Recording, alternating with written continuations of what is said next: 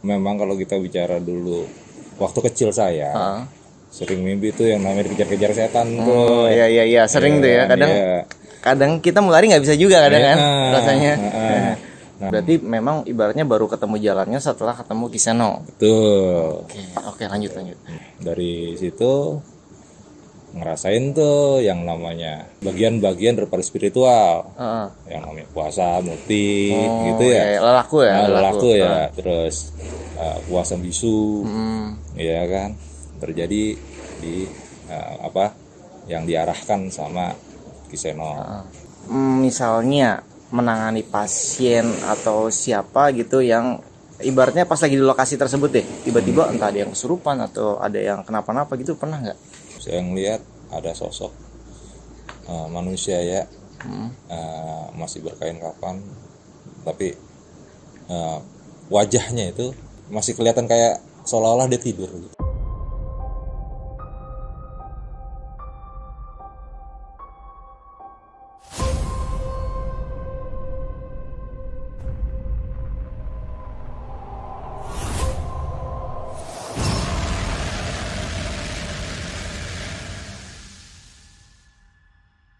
Assalamualaikum Sobat Jejak Gentala.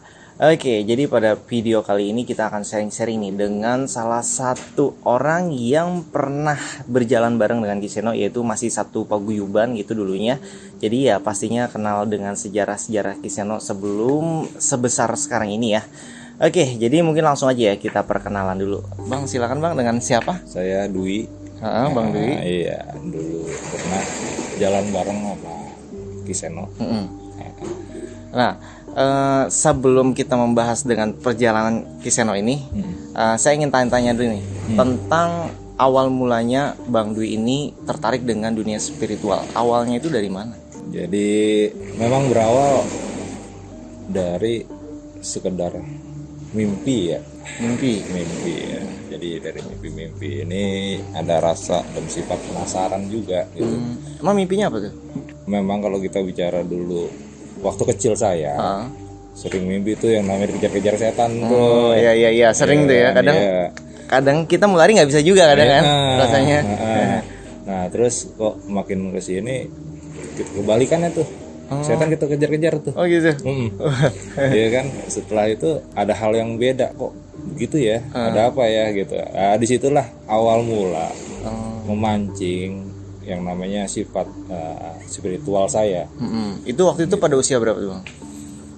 Kalau bicara dari kecil ya mungkin di usia sudah mengerti ya, 5 tahunan. 5 tahunan sampai lulus SMA mungkin ya. Berarti memang dari kecil banget gitu ya. Memang dari kecil, betul. Yang dari kecil. Nah, dari situ ada sifat penasaran. Nah, ketemu sama Kisenonya itu pas ya sebenarnya sih nggak sengaja ya, nggak sengaja. Gimana tuh ketemunya? Diajak sama kawan di komunitas Batu, namanya Bang Yula tuh, diajak ke sana ke tempat Kiseno. Katanya saat itu gue punya teman namanya Kiseno, dia jago dah ya, paham dah tentang dunia spiritual ya. Dunia spiritual. Oh ya udah, saat itu gitu aja gitu. Ya udah Bang, kita ke sono yuk. Gitu. Karena juga perasaan kita juga kayaknya sih asik juga nih gitu kan. Ya udah akhirnya ketemulah sama Kiseno. Cuman waktu saat itu sama kawan-kawan yang dulu ya, yang awal-awal gitu kan, yang awal-awal Bang Yula, Bang Rani, semuanya ada itu gitu kan.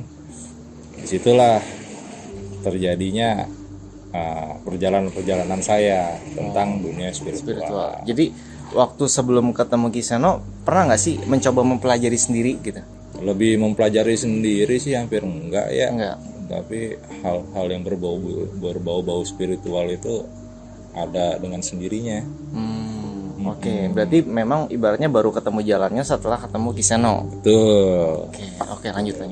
Dari situ ngerasain tuh yang namanya bagian-bagian daripada spiritual, yang namanya puasa, mukti, gitu ya. Lelaku ya. Terus puasa bisu, ya kan, terjadi di yang diarahkan sama Kiseno gitu. Waktu melakukan lelaku itu kondisinya masih di rumah kah atau udah naik-naik ke gunung gitu? Waktu itu sih udah naik-naik ke gunung ya. Oh jadi lelakunya langsung di gunung? Iya. Gitu. Di waktu itu ya, pertama kali lelaku itu kalau nggak salah disuruh mutih itu 7 hari kalau nggak salah. 7 hari. Mutih itu 40 hari. Hah? 40 hari. Di mana? 40 hari itu setelah itu ya saya juga agak lupa karena udah lama juga gitu ya. Pokoknya antara mutih dengan puasa bisu kalau nggak salah. Itu bareng? Apa enggak gantian? Enggak gantian. Oh, gantian. Apa puasa bisu dulu atau kalau nggak salah sih. Puasa bisu sama puasa nggak makan nggak minum tuh 3 harian kalau nggak salah saat itu. 3 Berarti harian. termasuk ngebleng pun udah pernah dilalui ya? Ngebleng iya. Cuman ya itu tadi yang kita rasain yang namanya ujian ngebleng itu ya benar-benar nggak kuat lah. Karena apa? Di situ panca indera kita naik, gitu kan? Tapi dibatasin dengan berpuasa. Iya. Jasa atau fisik kita di kondisi yang lemah lah istilahnya. Kondisi lemah, kita pengen ini pengen itu gitu kan, tapi dipaksa suruh puasa. Ya, di situ letak ujian yang terberatnya di situ. Berarti pas ngebleng itu di puncak juga? Pas enggak. Oh enggak. Di mana? Itu di rumah. Oh itu di rumah. Oh ibaratnya kalau di rumah lebih apa ya, lebih enteng kali ya. Kalau di gunung kan sebenarnya lebih berat. Oh lebih berat malah. Lebih berat. Jadi kalau kita segala sesuatunya kan kalau ada tempatnya itu kan kita udah ada persiapan. Oh iya. Tapi kalau di rumah kita buat persiapan buat diri kita sendiri, orang-orang di rumah belum tentu. Iya benar. Jadi orang sekitar ini kan nggak tahu. Iya nggak tahu. Iya kan. Dari puasa bisu di rumah itu aja dah ngebingungin mereka gitu kan. Kalau ditanya nggak ngejawab. Ini orang marah kali ya. Iya, iya kan. Iya, ini kenapa gitu kan? Ya begitulah bahasa-bahasa begitu yang nggak enak gitu. Oke. Dari semua lelaku tersebut yang paling berkesan tuh ada nggak? Yang paling berkesan itu ya sebenarnya mutih itu tadi. Yang mutih, yang 40 hari itu. 40 hari. Jadi panca indera kita itu naik. Iya kan, penciuman itu naik. Saat itu kebetulan penciuman makanan ya. Jadi kalau mutih itu kan kita makan hanya yang putih-putih saja, nasi atau air putih gitu ya. Ya disitulah. Jadi kayak ya taruhlah kita orang lapangan kesehariannya kan begitu. Suka dengan gorengan, suka dengan apa kopi, gitu kan, kopi. Itu dari jauh aja. Itu udah kecium. Nantangin banget. Udah nantangin banget gitu. Seolah-olah berontak. Pengen batalin aja gitu. Di situ letak ujiannya. Gitu. Terus lelaku tuh berapa? Kan kalau kemarin kan Gus Ali itu nggak salah sampai 10 sampai 15 tahun gitu. Perjalanan lelakunya. Kalau Bang Gis sendiri itu berapa lama? Kalau saya perjalanan lelaku saya itu ya kurang lebih paling beda-beda sedikit sama Bang Ali ya, Gus Ali ya. Berarti cukup lama juga ya, sekitar 10 tahun lebih lah ya. 10 tahunan. Nah, artinya kan sekarang sudah jadi nih, ibaratnya sudah menemukan apa yang dikaji selama inilah gitu ya. Udah mulai ngebaca. Kalau dulu kan ibaratnya nggak punya guru meraba-raba, sekarang udah dia nuntun, udah sampai jadi lah. Nah, Bang Dwi di tempatnya atau di rumahnya buka ini pengobatan atau apa gitu?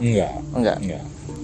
Jadi yang saya rasain semakin banyak tahu, semakin berasa kurang. Gimana tuh maksudnya? Karena apa? Ternyata apa yang kita tahu nggak ada seklumitnya dari apa yang ada di dunia ini. Kecil sekali gitu. Paham. Makanya setelah kita tahu, kita seolah-olah malah berkurang gitu. Iya. Jadi haus gitu, haus terus, pengen tahu yang lebih gitu. Itu gitu. Oke. Tapi pernah nggak Bang Dwi misalnya menangani pasien atau siapa gitu yang ibaratnya pas lagi di lokasi tersebut deh, tiba-tiba entah ada yang kesurupan atau ada yang kenapa-napa gitu, pernah nggak? Kalau untuk itu enggak sih. Oh, nggak ada pengalaman ketemu karena kebetulan mungkin gitu ya, bagian saya bukan bagian pengobatan secara spiritual. Nah, jadi nggak ngelewatin itu gitu. Berarti lebih mengkaji untuk diri sendiri lah ya. Diri sendiri ya. Buat diri sendiri betul. Nah, terus ini nih saya pertanyaan pribadi sih. Jadi kalau di YouTube ini kan lagi rame tentang prediksi di 2023 itu katanya ada resesi atau ada sesuatu hal yang buruk lah ya yang terjadi gitu 2023. Nah, kalau dari pandangan spiritualnya Bang Dwi ini di 2023 sebenarnya ada apa sih? Menurut saya, menurut pandangan saya, sebenarnya agak membingungkan juga ya, karena itu kan sifatnya adalah lebih cenderung paranormal ya. Ya bisa. Iya, jadi kan gitu, setiap kan pandangan kan ya wajar lah kalau berbeda-beda. Nah, dari pandangannya Bang Dwi gimana? Kalau menurut pandangan saya, kalau bicara dunia ini kan gitu, sejujurnya dunia ini makin lama makin tua. Nah, makanya hal-hal yang terjadi di alam ini itu juga nggak lepas dengan bertambah tuanya dunia ini kan gitu. Terus yang terjadi ke depannya saya juga nggak berani mengatakan bakalan terjadi atau apapun, karena apa yang belum terjadi masih jadi rahasia. Dan saya lebih cenderung senang dengan yang namanya rahasia itu. Nah, jadi jatuhnya menikmati apa ya? Proses yang sudah ibaratnya udah dirancangkan apa ya? Udah berjalan di depan lah gitu. Kita menikmati kondisi tersebut. Pertunjukan tersebut lah ya gitu.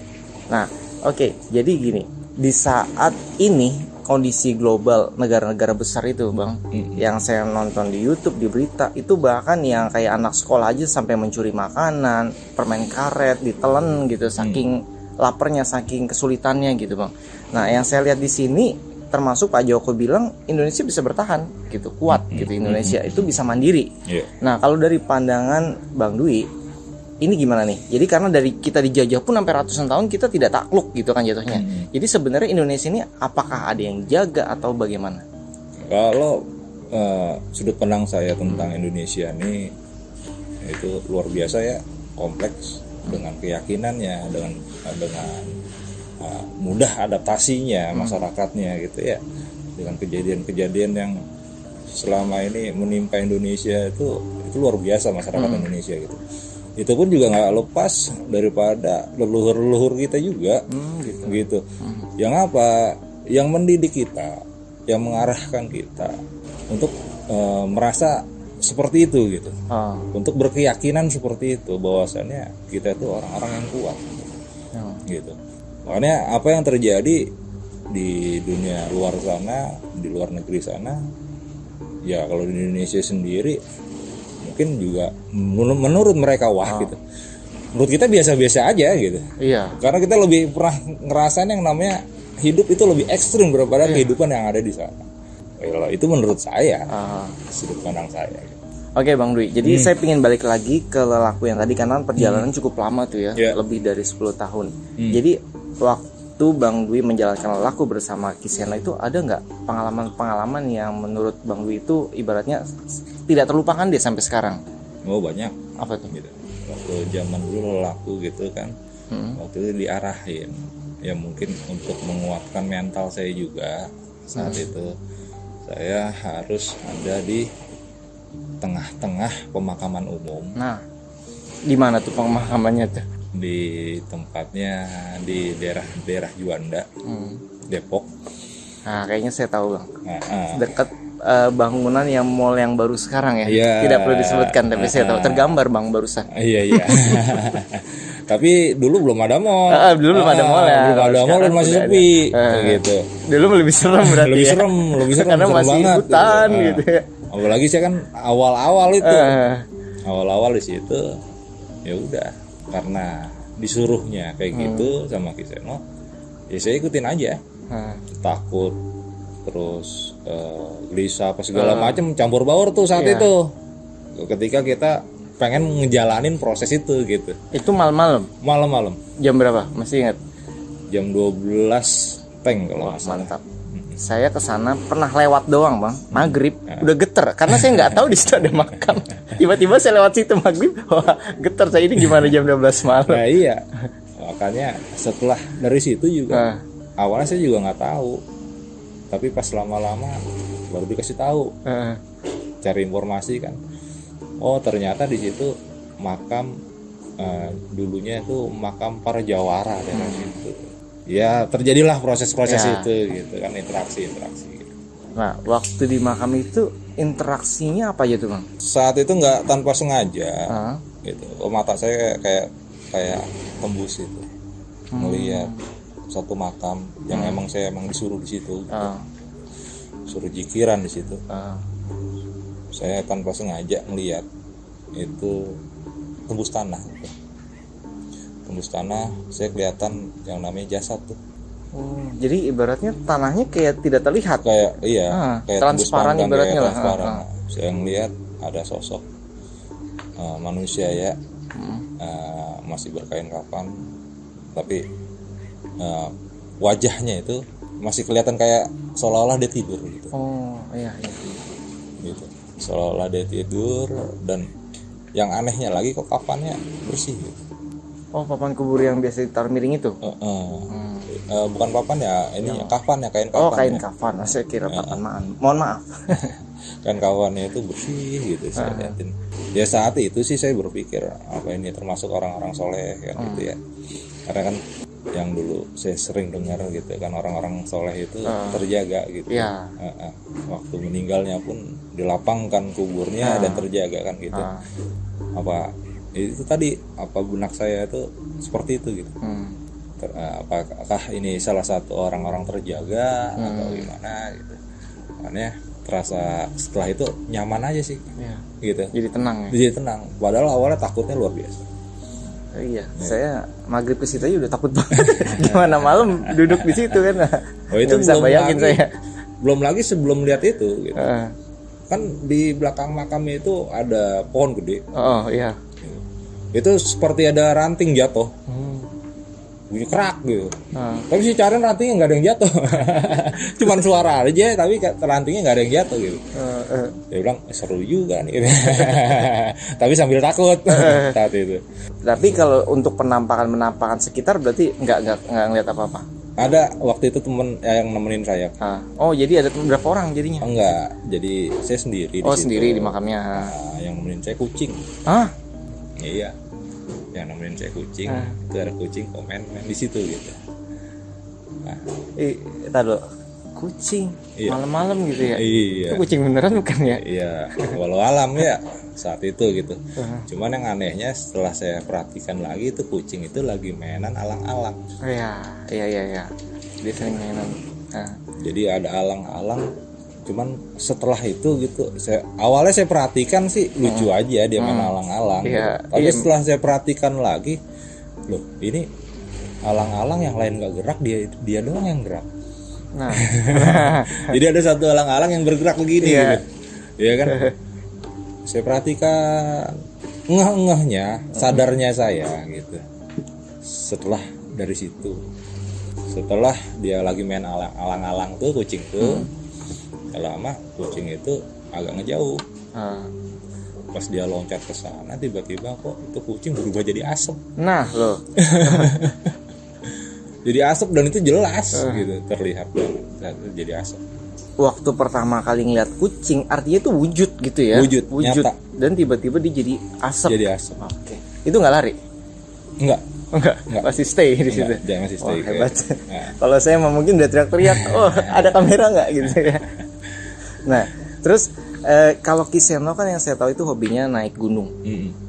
Pokoknya gunung apapun yang di sekitar sini kayaknya udah pernah semua dia naiki. Itu pengetahuan saya. Nah, kalau Bang Dwi sendiri waktu sama Kiseno laku di gunung, ada nggak yang bener-bener ibarat sampai teringat terus dia sampai sekarang gitu? Kalau zaman dulu sih sebenarnya bukan lari ke gunung ya. Kemana? Bukan naik gunung, bukan. Kalau awal-awal itu seringan kita tuh jaroh. Ziarah, ya. Ke makam-makam. Seringan seperti itu. Dan di tempat jaroh itu diperintahin saat itu sih disuruh zikir. Berapa ribu zikirannya bebas apa aja saat itu gitu. Tergantung Kiseno ngarahinnya. Iya. Oke, jadi sebelum kita tutup videonya, mungkin ada pertanyaan terakhir dari saya. Nah, setelah melalui semua lelaku tersebut sampai saat ini gitu, ada nggak sih yang masih Bang Dwi kejar gitu? Ada yang belum didapatkan gitu? Ada nggak? itu tadi semakin kita mendalami akan keilmuan kita semakin kurang. Jadi merasa terus haus akan pengetahuan. Jadi yang seperti yang kita pelajari ini kayaknya belum ada apa-apanya gitu ya. Belum ada apa-apanya. Jadi kayak nggak habis-habis gitu ya. Iya, betul. Nah itu dia yang bikin perjalanan spiritual Bang Dwi ini ibaratnya jadi menemukan hal yang baru, tertarik, nemuin lagi, tertarik lagi gitu. Jadi makanya seru juga sih. Mungkin lain kali kita bisa lanjutkan podcastnya dengan pengalaman-pengalaman Bang Dwi yang lain gitu ya, yang baru-baru gitu ya. Oke, sampai di sini aja videonya. Jangan lupa Sobat Jejak Gentala yang nonton video ini di like, subscribe, dan komen ya. Oke, saya akhiri videonya. Sampai jumpa kembali. Salam Sobat Jejak Gentala. Wassalamualaikum warahmatullahi wabarakatuh.